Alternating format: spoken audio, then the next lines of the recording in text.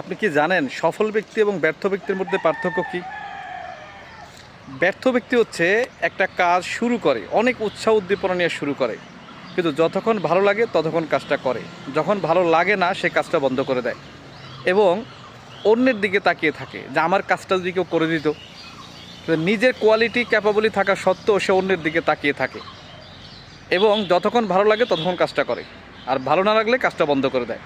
আর সফল ব্যক্তি হচ্ছে ওই নাসরবান্দা যে সে উৎসাহ উদ্দীপনা নিয়ে শুরু করে, কিন্তু কাজটা ভালো লাগলেও করে, ভালো না লাগলেও করে, যতক্ষণ পর্যন্ত সে কাজটা সম্পূর্ণ করতে না পারে, গন্তব্যে পৌঁছাইতে না পারে, ততক্ষণ পর্যন্ত সে চেষ্টা কন্টিনিউ করে এবং অন্যের দিকে তাকিয়ে থাকে না।